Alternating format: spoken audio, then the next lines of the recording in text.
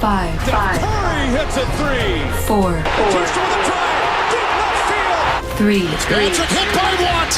Sack number 10. 2. Messi with a record-breaking goal. 1. Welcome to BSS Sports. Now, here are your hosts, Steve and Trevor. Ladies and gentlemen, welcome to another edition of BSS Sports. My name's Trevor Struthers, sitting in the host chair this week for Steve and Schill, who is unable to join us this week due to technical difficulties, but I am in the host chair for the next 15 minutes. We will talk about the Belleville Senators, Aaron Rodgers, and the Green Bay Packers with that whole situation. Ezekiel Elliott will touch on that as well, with the potential suspension looming. Many topics to touch upon. Upsets this week in the NFL as well is another focus of what we could talk about, and even maybe touching on Major League Baseball and what's happened there over the last couple of weeks as the playoffs continue. But first things first, like I said, we're going to start with the Belleville Senators. And the Belleville Senators started off their season with a couple of losses to Laval, but rebounded a little bit this past week, looked better against Syracuse in a loss. And ultimately, finally winning a game Saturday in Hershey, Pennsylvania against the Hershey Bears, celebrating 80 years of AHL hockey, the oldest AHL franchise. So it's fitting, of sorts, that one of the newest franchises in the AHL comes into the building that is the oldest AHL franchise, the Hershey Bears, and they go out and beat them, and they look fantastic in that game, a 5-2 final with an empty netter. A lot of interesting things going on with this Belleville Senators team. Thomas Chabot just sent down the other day from Ottawa. He was with Ottawa for the majority of the week. So, that win against Hershey came without Thomas Chabot, who, now that he's back down in Belleville, this is the best spot for Thomas Chabot and his development. He's going to get the chance to play 25, 26 minutes, maybe even come close to, in those longer games with overtime, of maybe half an hour of ice time total. He's that kind of player. He's kind of going to be what is basically the Belleville Senators version of Erik Karlsson, who's going to return to the Sens lineup, hence why Chabot was brought back down. We already saw what Christian Jaros back in the lineup, what kind of effect that he could have with these Hershey games. I do wonder locally here in the Belleville area just how Belleville Senators fans are following the team. I do know it's difficult to come across games to actually see them.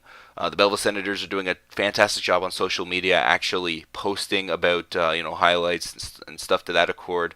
I've signed up with AHL Live online. It's about $150. You get one team's home and away games archived throughout the season. So that's how I'm following the Belleville Senators this year. But obviously, when there's the home games, you'll finally have a chance to actually go out and attend a Belleville Senators game at the Yardman Arena.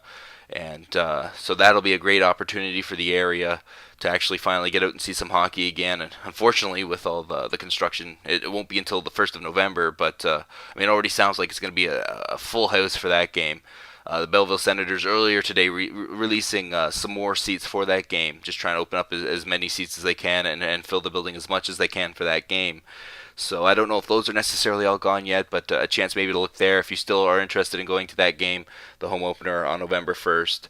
But so the Belleville Senators get their first win under their belt. Now they have Thomas Chabot back, which is he's going to be the quarterback of that defense, and that's going to be a big piece for them to have. This is a guy that I don't know if you're necessarily aware. We haven't necessarily had a chance to talk about Thomas Chabot on this show, but this is a guy that at the World Juniors was named the tournament MVP in a losing effort playing for Team Canada as they lost to the States.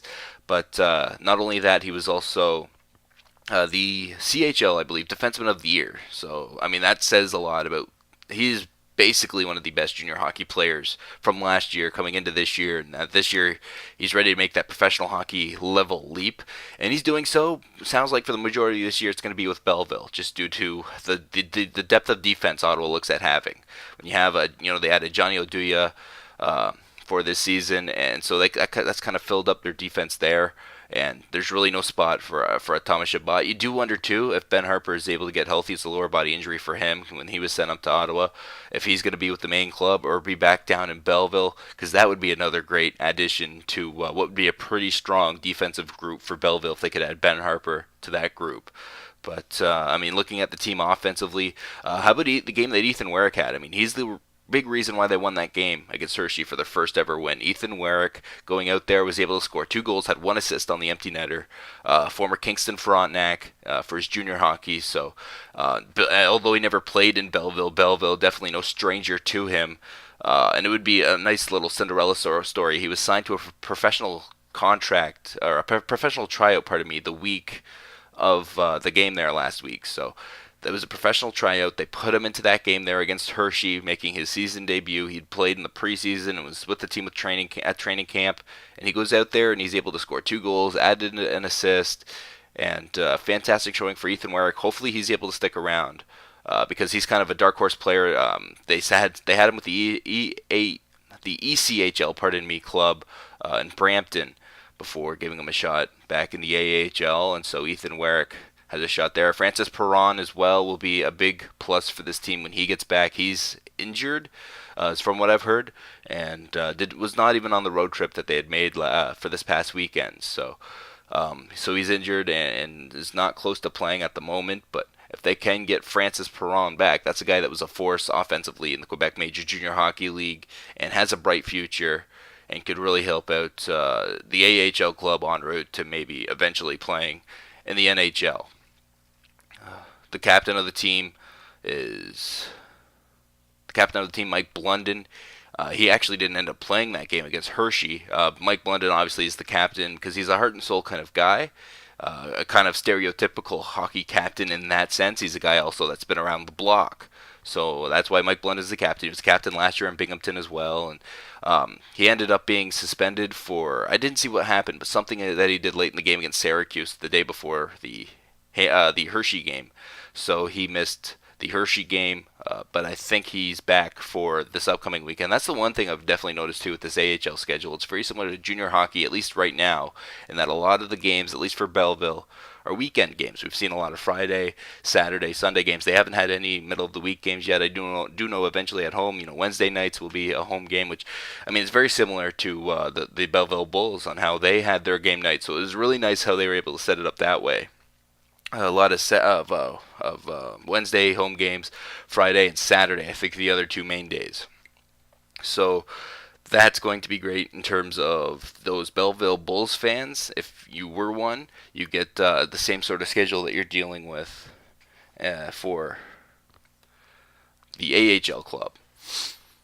And so the Belleville Senators, now that they have Thomas Chabot back down there, I do wonder, because this is a team last year in Binghamton that wasn't near the playoffs. I do wonder now if they're able to, with Thomas Chabot, because he wasn't there last year on this hockey club, if he's able to help this team make the next step. And it would be great if they could make the playoffs and be competitive in that sense, because this is a team that struggled a bit last year. It's not like it's an expansion team. This isn't the Las Vegas Knights. This is a team that has been together already in previous years, just in a different place, and now that they're here in Belleville, maybe now we're starting to see the team take the next step. This is a team that won the Calder Cup in the late 2000s, just before 2010. It was like 2009. They won the Calder Cup, the HL Championship, and a lot of those players moved on and went to the NHL. A guy like Mike Hoffman was on that team. Eric Condra was on that team. Now he's down in Tampa Bay playing for the Lightning. But there are some. There are current NHLers that were on that team. Zach Smith was a part of that team. So that we have that kind of potential in Belleville eventually with the way this team is building. Looking forward to maybe something like that, and that's something to look forward to. Now jumping to the NFL, obviously the big news coming out of this week injury-wise has to be the injury to Packers quarterback Aaron Rodgers. He suffered a broken collarbone on a hit that he took. It's his right collarbone. He broke his left collarbone a few years ago. 2013, I believe, was the year he broke his left collarbone. And so this one's a different collarbone. It's not the same collarbone. But nevertheless, I mean, they've ruled him out for a good chunk of the season, saying maybe the rest of the season. And that has to be the biggest hit to any team that can happen. I mean, if you look at a playoff contending team in the NFL that could make it, into the playoffs and go on a run, who's the quarterback that's most valuable to that offense? It has to be, in my opinion, Aaron Rodgers and the Green Bay Packers, more so than a Tom Brady with the Patriots. And maybe, I mean, that's probably the closest comparable is what Tom Brady can bring to the Patriots is to that same level. But you take Aaron Rodgers off of this Packers team, you put Brett Hundley out there at quarterback. This is a team that has had Ty Montgomery and now Aaron Jones with Ty Montgomery's injury in the backfield as the running back. Ty Montgomery used to be a wide receiver. I mean, this is a team that does not rely on the run game by any means. And they have some receivers, some names there that, Randall Cobb, Devontae Adams, and of course Jordy Nelson are out there for the passing game. But you need to get the ball to them, right? And that's all on the quarterback. And there's no better guy under pressure in the NFL than Aaron Rodgers. The offensive line isn't necessarily great, but there are times where they will bust through that offensive line, and Aaron Rodgers is able to scramble and make the play, And he can be mobile. Even as an older guy, he's a mobile quarterback that if he needs to and he can't find that open target, he's going to take the yardage if needed. So that's a big loss for the Packers. And you do wonder how this is going to... I mean, that's the most interesting thing that's going to come out of this is how does this affect them win-loss wise, and where do they end up finishing in the division? It's not exactly an easy division that they're in to try to win without your quarterback, your leader, that number one guy on your team. And now they're without him for a while now anyways. Who knows exactly how long? It's probably going to be the rest of the season, but we can't say for certain whether or not it's going to be that. And Aaron Rodgers now just added to another list of star players in the NFL. It goes down to injury behind David Johnson with the Arizona Cardinals. That was all the way back in week 2. And last week with Odell Beckham Jr. going down with an injury. And I had Odell Beckham on my fantasy team this year, so that really hurt me. But seeing Odell Beckham go down, obviously there were the concerns at the beginning of the year there with the preseason, if he would be ready for week 1, and then he goes down last week for the rest of the season. And how the Giants bounced back last night on Sunday Night Football with a win over the Denver Broncos? Who saw that coming? They got a great performance from a running back that I had never heard of before. This is a team that had zero running game. They just relied on the passing game. They had to open that up more because of their passing options now for this year. This opened up for the gate for Evan Ingram, the tight end. That's where Denver gives up their most yards passing-wise is to the tight end because the no-fly zone and their cornerbacks are able to shut down that passing game to the wideouts. So Evan Ingram was the star passing-wise in that game. And Eli Manning was able to find him and pick up some yardage, and they were able to score some points, and the defense played really well and shut down a struggling Broncos offense that couldn't establish the running game. And once they can't establish that running game, it makes Trevor Siemian, the quarterback, vulnerable. And that's how the Giants were able to pull off their first win of the season ultimately. So that was big. As we touch on other upsets as well around the NFL, another upset would have been Miami coming back from 17 down to beat the Falcons 20-17. Who saw that coming? It was a great performance by the Dolphins in the second half. And if you're the Falcons, how does it not bring back memories for a lot of the guys on that team of the Super Bowl and what happened in the Super Bowl when they ultimately ended up losing the Super Bowl in a comeback kind of fashion to the Patriots? That wasn't the Patriots that were playing and they blew that game. That's Jay Cutler at quarterback for a Dolphins team that really shouldn't have Jay Cutler as their quarterback. And Jay Ajayi has struggled behind a really bad offensive line. But, they're able to create some offense in that second half and take advantage of a Falcons defense that's not tremendous. We all know that the bread and butter of that Falcons team is their offense.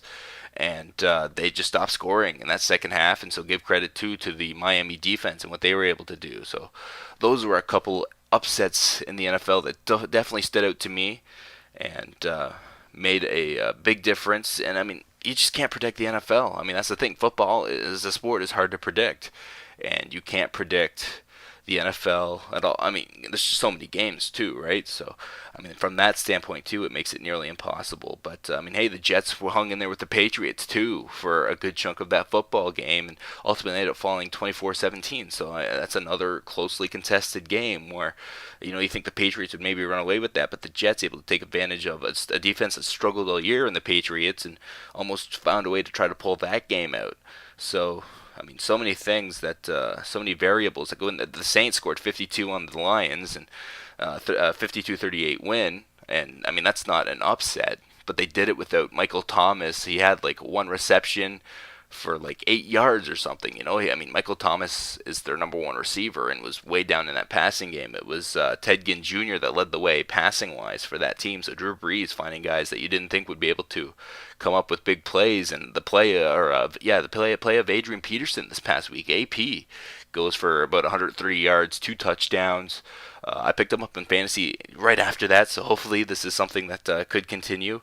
But can he fill that hole that David Johnson left behind that offensive line? There's a chance he could, and so that's all of a sudden an intriguing storyline for the season. Can the comeback of Adrian Peterson be a thing that we're looking at?